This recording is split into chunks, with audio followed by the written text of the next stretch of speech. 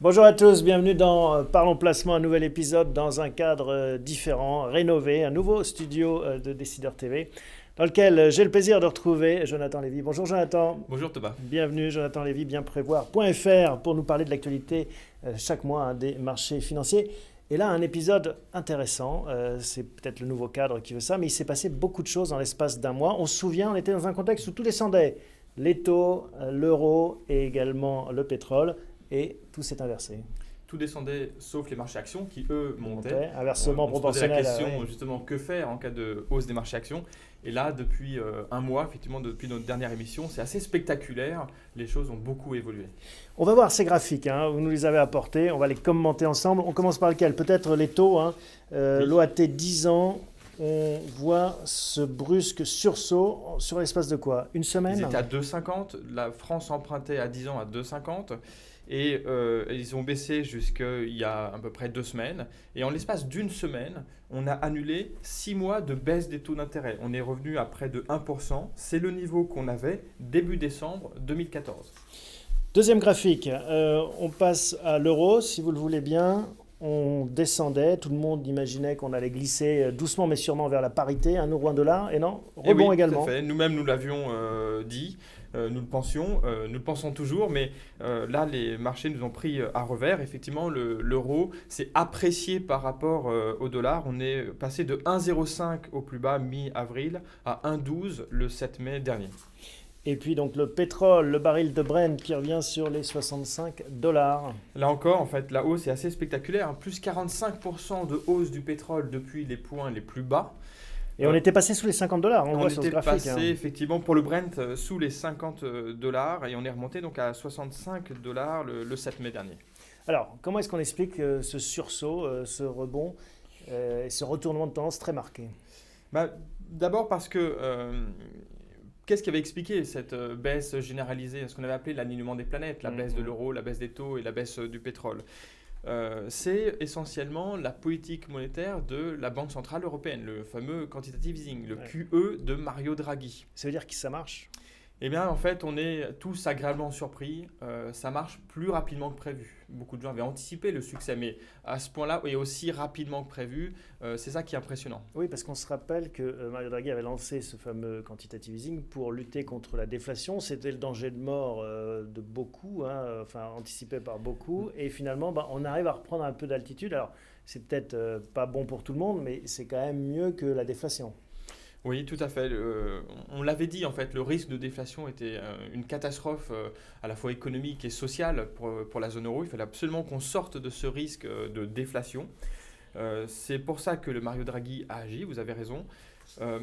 Depuis que Mario Draghi a agi, donc il achète 60 milliards d'euros de dette souveraine tous les mois.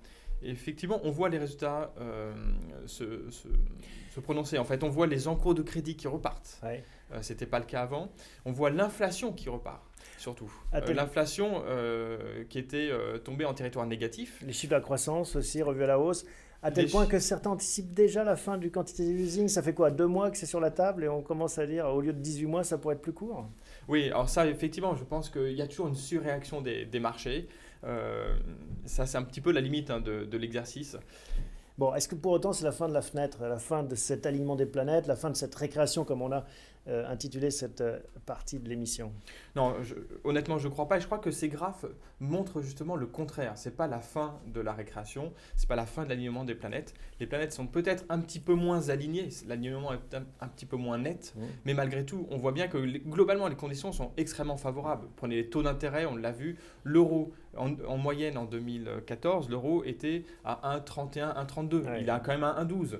Le pétrole était en moyenne à plus de 100 dollars. Il est quand même à 65 dollars. Donc il reste bien inférieur. Même les taux étaient bien au-delà des 1% qu'on a actuellement. Et les taux étaient à 1,70 en moyenne en 2014. Ils sont à 1%. Donc on pourrait le lire à contrario en se disant, voilà, c'est un retour à la normale peut-être.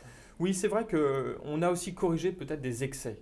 Par exemple, l'Allemagne empruntait à des taux négatifs, emprunte toujours à des taux négatifs, mais sur le 2 ans par exemple, l'Allemagne empruntait un taux de moins 0,30%.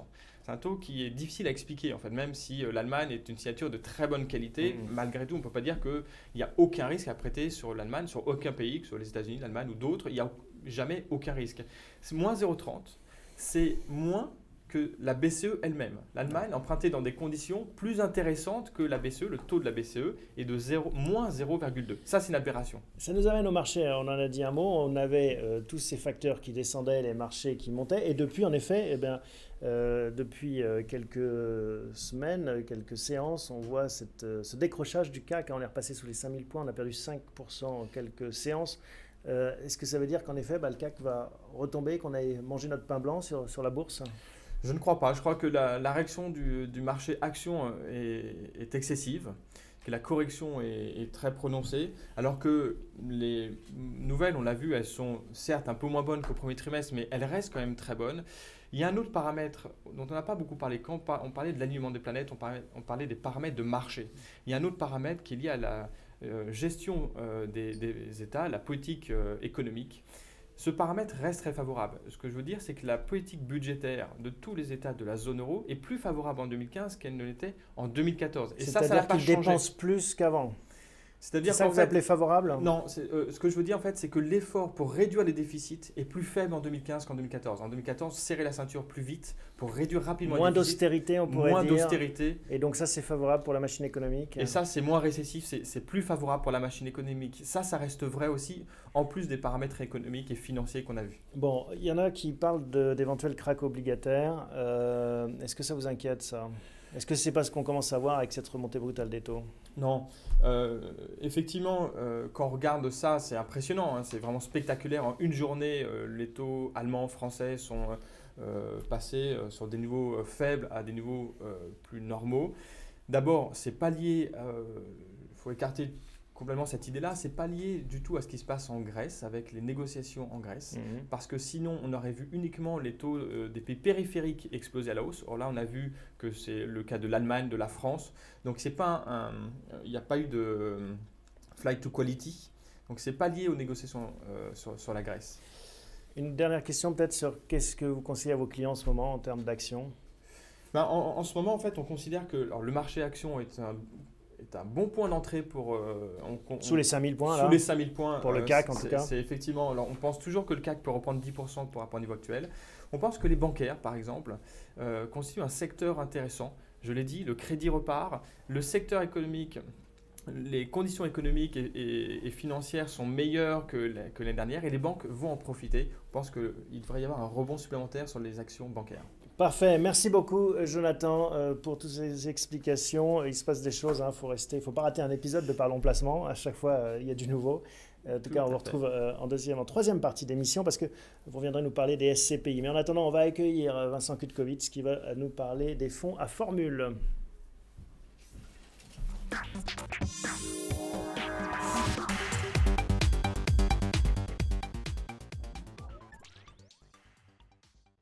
Bonjour Vincent. Bonjour Thomas. On va s'intéresser aux fonds à formule. Est-ce que vous avez la formule magique pour décrypter ces fonds à formule qui font un peu la une de l'actualité ? Il y a des banques qui commencent à se faire attaquer sur ces fonds à formule parce qu'ils ne tiennent pas forcément leurs promesses. On rappelle le concept, c'est quoi le fonds à formule ? Un fonds à formule, en fait, c'est un produit financier dans lequel se cumulent plusieurs formules. L'objectif, c'est de promettre en fait un rendement à l'épargnant en fonction d'un scénario et de proposer également une certaine protection du capital qui peut être totale. C'est le cas de BNP Paribas qui s'est fait attaquer ces derniers jours sur un produit qui était garanti en capital et où finalement les frais ont entamé la garantie en capital. Et c'est là-dessus, c'est sur ça doit être juridique en fait. C'est juridique et puis en même temps, ça ne remet pas en cause l'ensemble des produits à formule qui peuvent exister sur le marché. Mais c'est pour ça qu'on en parle, parce que ça fait aussi l'actualité. On aime bien décrypter aussi l'actualité. Décrypter et puis dire finalement, c'est un peu la théorie qu'on met en place à chaque fois qu'on essaie de démontrer. Il ne faut pas jeter le bébé avec l'eau du bain. Ce n'est pas parce qu'il y a certains produits qui ne fonctionnent pas ou sur lesquels les commercialisateurs n'ont pas été suffisamment explicites à un moment qu'il faut complètement se couper le bras et s'empêcher d'aller sur ce genre de produit. Bon, donc le fonds à formule, en fait, voilà, on a défini, voilà, où il y a d'autres choses. Alors, je pense qu'il faut avoir en tête, donc c'est un objectif de rendement qui est peut-être différent de celui que vous pourriez obtenir si vous allez sur le marché action en direct, par exemple. En allant sur le marché action en direct, vous ne savez pas quel rendement vous allez avoir là. Vous achetez d'une part un rendement et vous achetez un scénario. Le scénario de l'ingénieur financier qui va construire le produit derrière. C'est ça la fameuse formule. C'est ça la formule. D'équation qu'il sous-tend. Voilà, alors c'est un produit sur lequel vous n'aurez pas nécessairement, en tout cas c'est ce qu'on pense généralement, il n'y aura pas un gérant qui va intervenir tous les jours.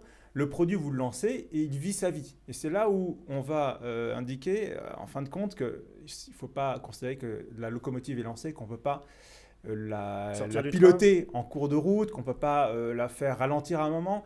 C'est ça qui est intéressant de voir. Et après, il faut avoir en tête aussi qu'on achète un scénario, une conviction. L'ingénieur financier qui est derrière, qui joue le rôle de gérant au moment où il lance le produit, il doit avoir une conviction. S'il n'a pas une conviction sur le comportement du sous-jacent, parce que ça aussi on a oublié de dire, il y a plusieurs sous-jacents possibles, actions, obligations, indices. Si le constructeur du produit n'a pas de conviction sur les marchés ou sur le sous-jacent, il n'y a pas de bon produit. Est-ce qu'on peut prendre un exemple? Vous avez un exemple en tête? Oui.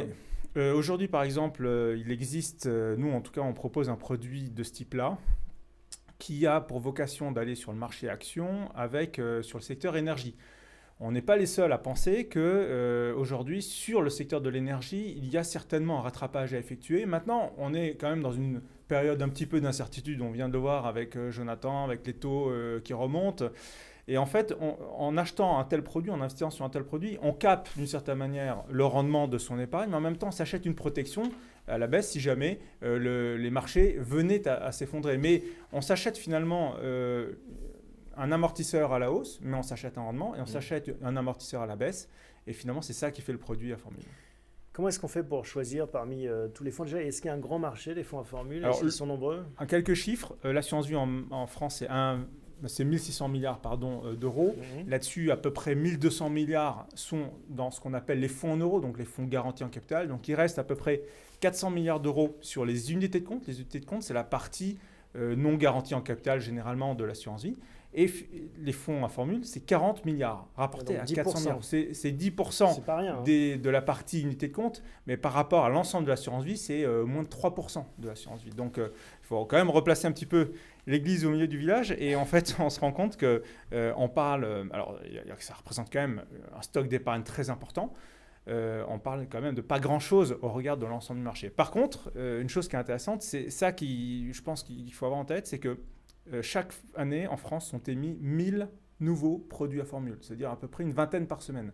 Donc parmi ces 20 produits par semaine, il y a évidemment des bons produits et des mauvais produits. Comment on fait son marché alors? Alors nous, ce qu'on a constaté, c'est que plutôt les grands acteurs, comme toujours, qui sont peu remis en cause finalement par les épargnants qui ont une clientèle captive, généralement proposent des produits les moins attractifs, sur lesquels en plus il y a un problème, c'est que souvent ils arrivent sur le marché très tardivement. C'est un des éléments que je voulais développer, c'est que lorsque vous imaginez un produit financier comme ça, il faut pouvoir le lancer très très vite sur le marché, parce qu'on voit que les marchés bougent de façon très régulière. Ce qu'on dit aujourd'hui est différent de ce qu'on constatait il y a un mois. Et donc lorsque vous lancez un produit, vous l'imaginez, si ce qu'on appelle le time to market est trop long, vous arrivez sur le marché avec un produit qui est obsolète d'une certaine manière avant même d'avoir vécu. Donc ça, même si la durée de vie du produit en lui-même peut être longue. Alors, la durée de vie du produit, elle est généralement assez longue. Généralement, aujourd'hui, on trouve des produits de 6 à 8 ans. Mais attention, en fait, c'est une fausse durée de produit. C'est finalement la borne maximum à laquelle va s'arrêter le produit. Mais généralement, si le produit est bien conçu, ce sont des produits qui vont durer quelques semestres, quelques années, mais beaucoup moins longtemps que les 6 à 8 ans. Donc un indice, si je vous entends bien, c'est aller vers les maisons qui sont peut-être de taille plus modeste, mais plus réactives, plus offensives. Voilà, qui ont un time to market qui est beaucoup plus court, qui sont capables de proposer des produits qui seront pertinents au moment où vous allez souscrire dessus.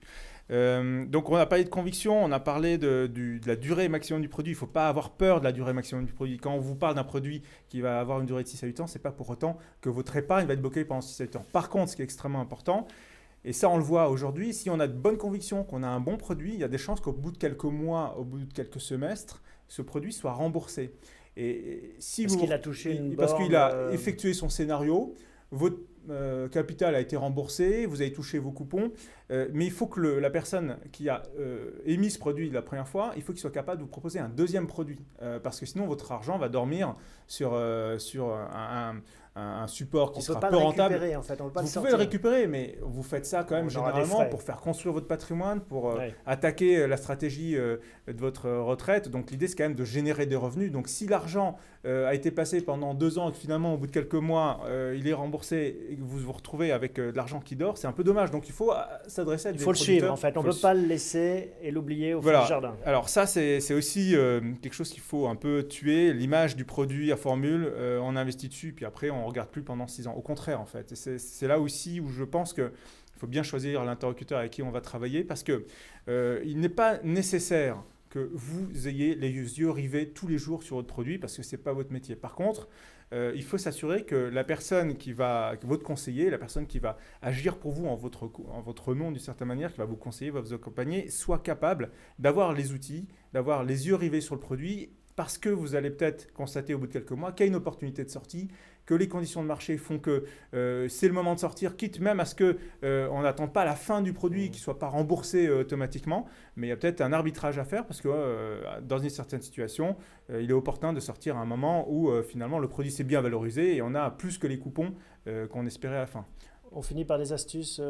Alors une des astuces qu'on a en tête, nous, déjà, première astuce qui est un peu une évidence, c'est de bien réfléchir à l'enveloppe fiscale sur laquelle on va loger son placement. Généralement, c'est l'assurance vie. On peut le faire aussi en compte titre, mais l'assurance vie est généralement intéressante, notamment pour les personnes fortement fiscalisées. Deuxième astuce, regardez aussi ce qui se passe sur le marché secondaire. Nous, on propose régulièrement des offres au marché secondaire, parce que là, vous pouvez trouver des produits, entre guillemets, décotés, qui ont un scénario encore très intéressant, encore plus intéressant à réaliser lorsque le produit est décoté, parce qu'un des sous-jacents a connu... Comment est-ce qu'on tape dans Boursorama? Alors ça, vous le trouvez, justement, ce n'est pas accessible au grand public de cette manière-là. Là aussi, le conseiller qui va regarder votre placement tous les jours, qui va avoir les outils pour bien analyser et vous faire ces recommandations-là, sera capable d'aller trouver ces opportunités au marché secondaire. On termine sur les risques, on les rappelle. Alors les risques, oui, tout à fait. Donc là, sur ces produits-là, généralement, vous avez un risque en capital, sauf si vous êtes sur un produit qui est émis avec une garantie en capital. Mais il reste quand même un risque, c'est celui de l'émetteur, de la banque émettrice ou de l'institut financier qui émet derrière. Si elle fait faillite, votre épargne est menacée. Donc ça, c'est le risque principal. Et puis après, si vous êtes dans le cas d'un contrat d'assurance vie, vous pouvez gagner ou perdre en cours de route, faire une plus-value ou une moins-value si vous décidez, si vous avez besoin de récupérer vos sous avant la fin du contrat. Voilà. Après, le dernier risque, qu'effectivement, on ne connaît pas précisément à l'avance la durée pendant laquelle son placement va continuer à investir. Mais on peut quand même bénéficier d'une certaine liquidité si on en a besoin. Alors, si on est dans le cadre de l'assurance vie, le placement est liquide, mais vous sortez aux conditions de marché avec une plus ou moins value selon ces conditions de marché. C'est le prix de la liquidité. Merci Vincent. Avec plaisir. À bientôt.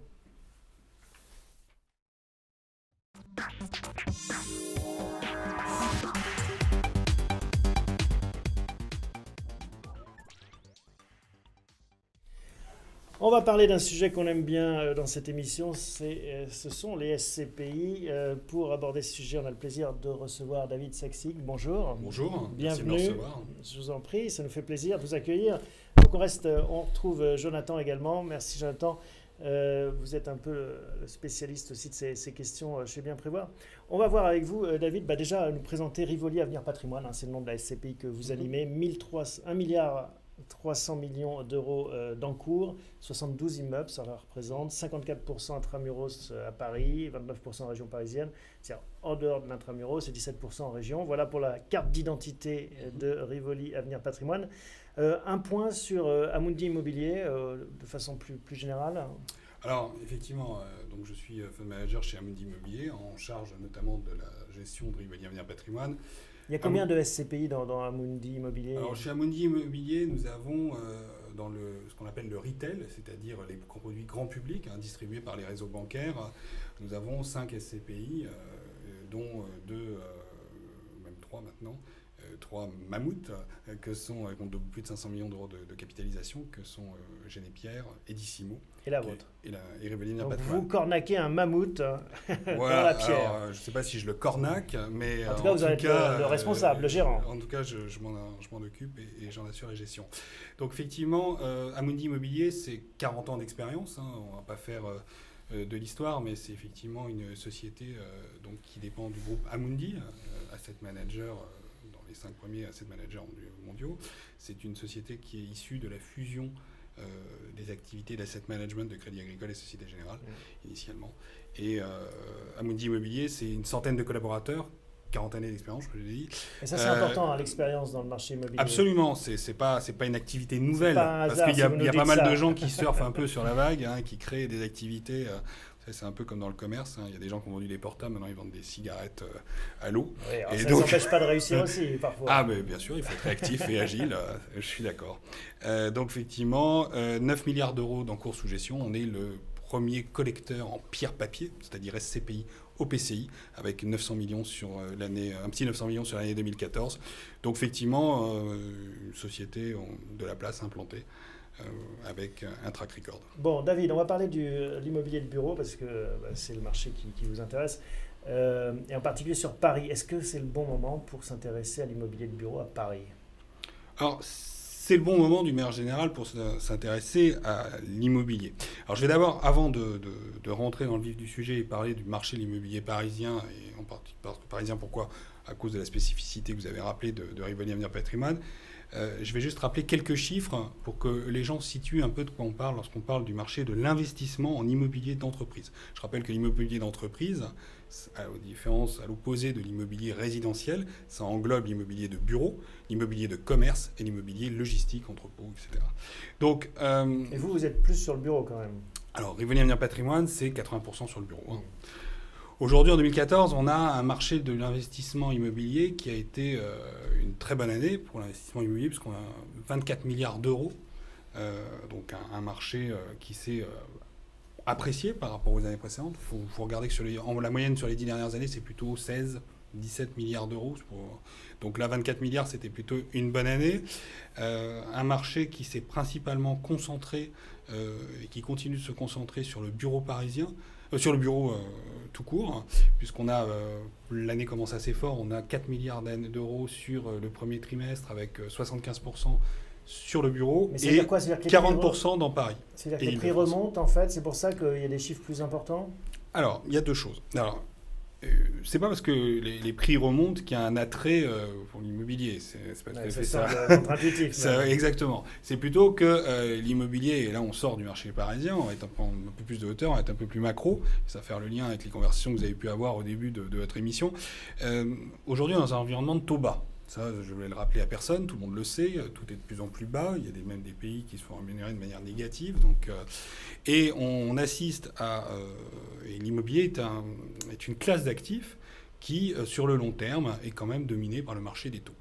Ça, clairement, c'est une classe d'actifs parce qu'on compare l'immobilier au marché de taux parce qu'il y a une certaine visibilité sur les revenus, une certaine récurrence. Combien ça rapporte alors, l'immobilier de bureau? Et alors en matière de aujourd'hui, rendement on est sur ce qu'on appelle des rendements prime. Quand je dis prime, ça sert de base d'étalon. Ça ne veut pas dire que tous les immeubles sont en ce rendement-là, mais c'est le meilleur immeuble parisien de bureau.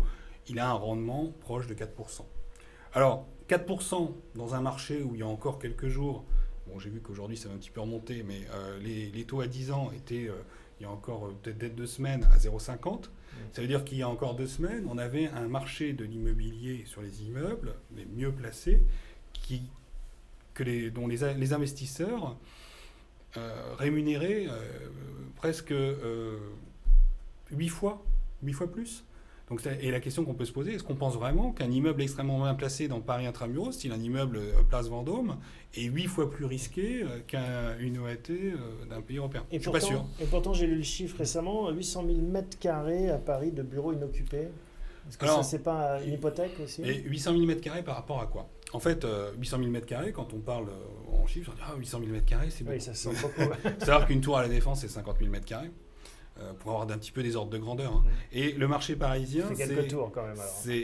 Ouais, mais bon, sur Paris, c'est 15 tours. millions d'euros, 15 millions de mètres carrés, Paris. Et Paris et Île-de-France, c'est 30 millions de mètres carrés. Donc ça veut dire qu'on est sur C'est ce qu'on appelle une 5%. vacance, exactement, de l'ordre de 5% sur Paris intramuros, là où on est sur 8,5% en Île-de-France. Donc c'est un marché qui ne connaît pas la crise, c'est ça que vous nous dites en fait? À C'est pas que c'est un 5%, marché ça qui semble, ne connaît pas la crise, c'est un plein marché sur lequel il y a toujours une demande placée assez importante. On a 2 millions de mètres carrés, un petit peu plus de 2 millions de mètres carrés, 2,15 millions de mètres carrés qui ont été placés en 2014. Donc ça veut dire que c'est en hausse de 15% d'une année sur l'autre. Ça veut dire qu'il y a une activité sur ces mètres carrés, il y a des prises à bail, mais on est dans un environnement quand même un peu incertain. Les gens ne savent pas où l'économie va reprendre, va pas reprendre, et donc effectivement, elles hésitent à déménager parce que ça a des coûts, etc. Et donc pour que la vacance se résorbe, il faudrait plutôt qu'on soit sur une demande placée de l'ordre de 2 400 000 mètres carrés. Jonathan, vous intervenez quand vous le souhaitez, mais moi j'ai encore des questions sur Rivoli Avenir Patrimoine. Comment est-ce que vous fonctionnez concrètement? Comment est-ce que vous arbitrez? Comment vous travaillez? On peut prendre des exemples d'opérations récentes? Alors, fort de ce constat, Rivoli Avenir Patrimoine a une stratégie qu'on considère comme extrêmement différenciante chez Amundi Immobilier par rapport aux autres sociétés de gestion de la place, ou tout au moins par rapport aux autres produits, puisque nous avons une stratégie d'investissement qui est basée sur la valeur foncière. Je m'explique. C'est-à-dire que nous investissons dans des immeubles et dans des zones où la demande locative est extrêmement forte, et donc ça favorise la récurrence des revenus, et où il y a peu de foncier disponible autour, donc c'est-à-dire qu'il y a peu de capacité à aller construire de nouveaux immeubles autour, et donc ça veut dire que dans la valeur de l'immeuble, le terrain en lui-même a une valeur très forte. Mais Et donc cette valeur très forte, vous le payez très cher? Et alors? D'accord, on le paye très cher. Et alors? Rivoli Avenir C'est votre Patrimoine, stratégie. le TRI 10 ans, c'est 11%. D'accord. Parce que ça, c'est une question, Ça marche. Jonathan, il y a des TRI, en effet, différents dans cet univers des SCPI. Comment est-ce que vous voyez ça, vous, ce paysage? Bah justement, la moyenne des rendements des SCPI hors revalorisation, c'est à peu près 5% actuellement. Il y a des SCPI qui versent des rendements bien supérieurs. On a des SCPI qui sont au-delà de 6%. Et puis d'autres, comme Rivoli Avenir Patrimoine, a fait 4,80, si je ne me trompe pas, en 2014. Donc en dessous de la moyenne du marché. Il faut bien avoir conscience que c'est un critère de risque, ce rendement. Si on a un risque, si on a un rendement élevé, on a un risque en face qui est plus élevé. Il y a le risque que la valeur départ soit diminuée d'une année sur l'autre. Il y a un risque également que les revenus baissent, que les loyers baissent, qu'il y ait une vacance supplémentaire. Donc ça, il faut bien avoir en tête que les SCPI qui versent un rendement élevé, demain, peuvent avoir certaines difficultés. Est-ce qu'on ne raisonne pas à l'envers, David, quand on présente les choses de cette façon, en se disant finalement, le bon élève risque de faire moins bien? C'est normal parce qu'il est en avance sur les autres. Mais il fait moins bien en quoi? Parce qu'on parle de rendement, mais en fait, au final, qu'est-ce qui est important? C'est la performance globale. Qu'est-ce que vous préférez? Toucher du rendement, on parle de quoi? D'écart entre la SCPI, on va dire une SCPI sécurisée qui verse un petit 5, et une SCPI plus agressive qui verse un 6%. Donc on parle de quoi? De 15% d'écart en performance sur le rendement, mais pour un risque en capital. Mais c'est quoi le risque alors? Le risque en capital, c'est...